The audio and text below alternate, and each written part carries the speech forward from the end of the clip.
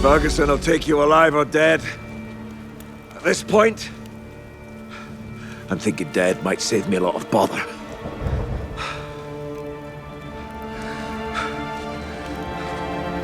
I never wanted it to come to this, Mr. Fraser.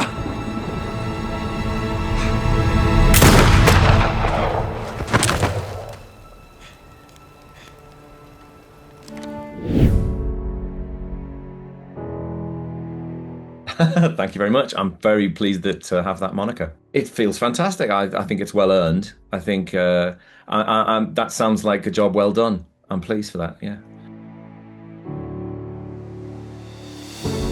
Well, Sam is a very good friend of my wife. And many, many years ago, when he just started doing Outlander, we met up at a party.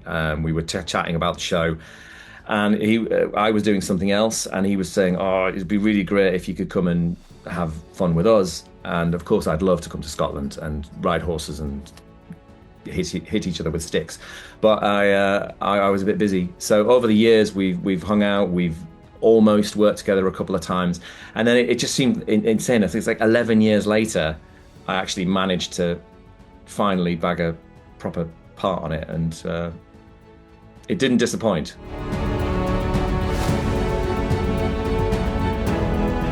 Well, again, so we've both been doing this for quite a long time now. I think it's probably been about 25 years for both of us. And actually, the fight scene was hilariously sort of pedestrian behind the scenes. It was a sort of normal Tuesday night for us.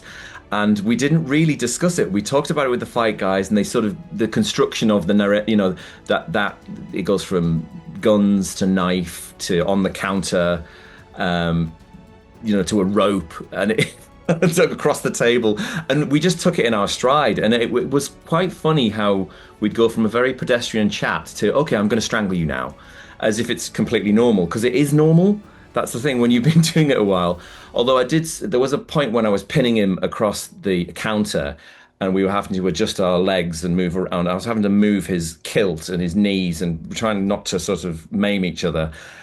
And I said that there'd be people who'd pay a lot of money to be in this position, Sam.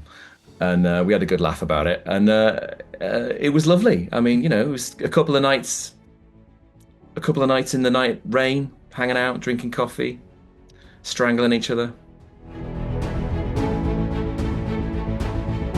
He is badly wounded. I think, given that Cunningham is such a politicking character, I think he would try and align himself with the person who was in the strongest position to help him. So yes, absolutely. I think he might try and ingratiate himself back into their favour, because that's the kind of character he is, and that's how he's ended up in the position anyway.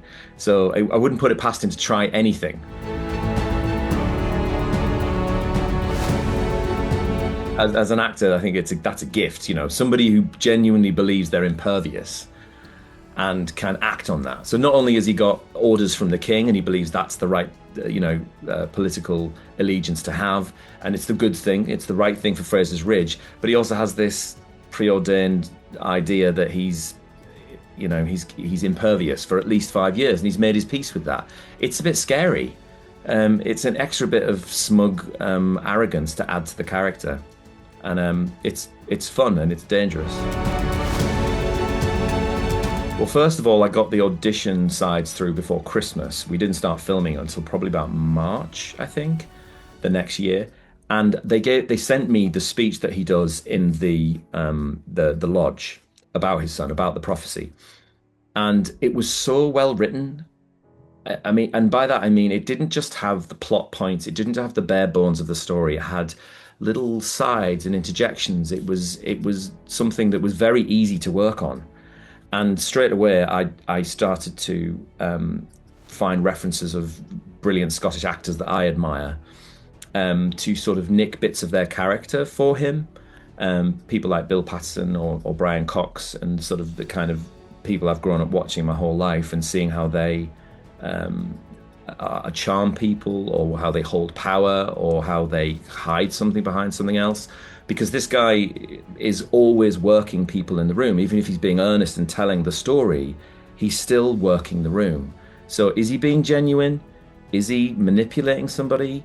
And as an actor, that's really fun because you're always playing multiple levels of subtext if you want to. So I rehearsed the script they gave me and had a lot of admiration for it.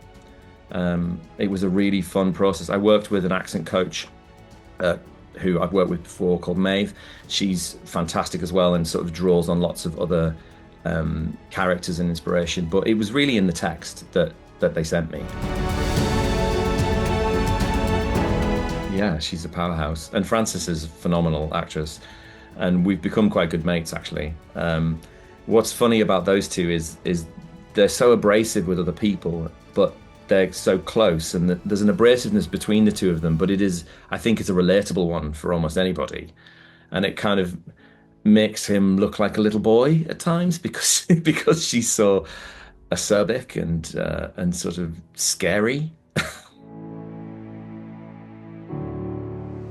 Yes, and I think that's the same with Cunningham and Jamie as well.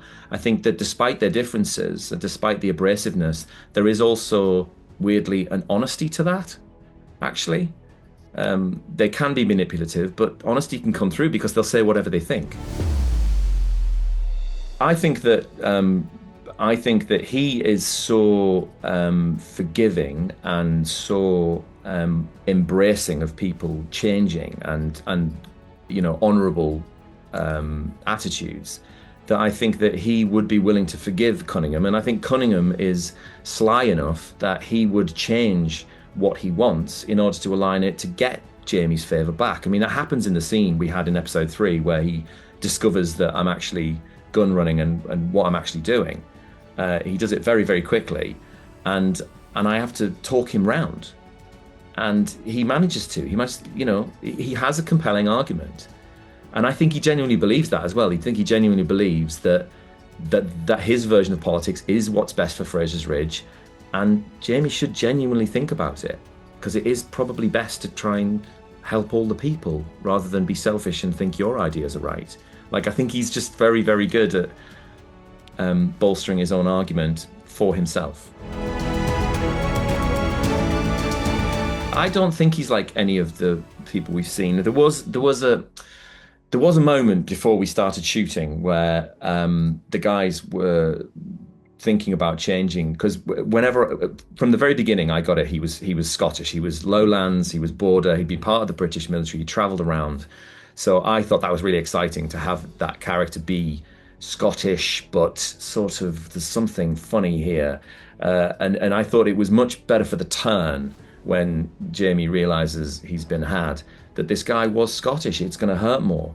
But there was a moment where the guy said, maybe we should make him actually British and give you an RP accent, received pronunciation accent. And I said, I don't want to do that. Tobias has absolutely nailed that right from the start. And for me, playing Cunningham the way I wanted to do it, the way we did it, was the strongest choice. And so I lobbied for that. And thankfully, after we did the read-through, which was a very grand read-through, by the way, with the final ever read-through, and I sort of pitched what I wanted to do with it, and at the end of it, the showrunner said, yeah, you can do that, that's great. So I was so pleased. Okay. So it sounds like we'll see you all the way through to the end.